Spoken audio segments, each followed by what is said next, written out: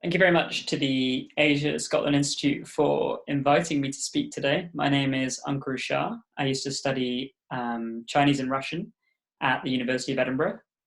And yeah, I've been invited to discuss my research along the China-Russia border.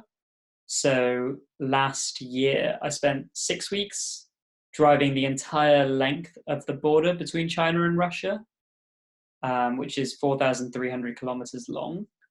My research has kind of two main objectives, if you like. So the first was to look at the Belt and Road Initiative, which is Xi Jinping's premier foreign policy, and understand how that's playing out along the ground. And the second was to get a better sense of how China-Russia relations operate on the ground.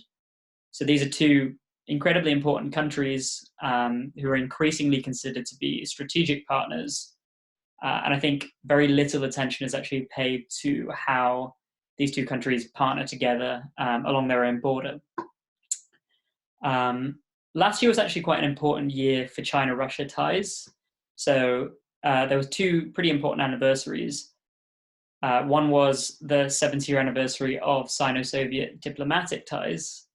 And the other, which was, to be honest, not really acknowledged at all in the state media, unsurprisingly, and that was the 50-year anniversary of the 1969 Sino-Soviet border conflict. So China and Russia actually fought a kind of border conflict 50 years ago.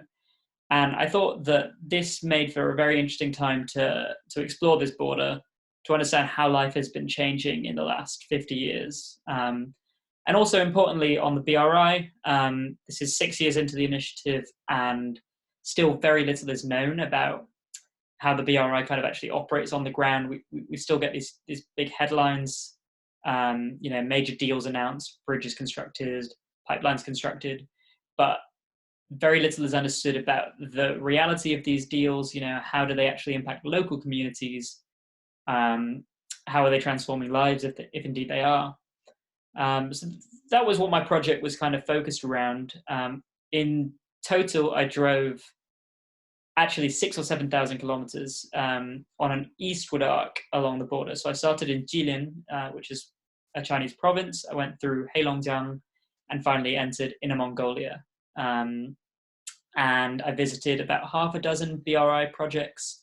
I interviewed countless local stakeholders, so everything from construction workers to local business managers to even a few local politicians, just to get a better sense of what this initiative means to them and how it might be impacting relations.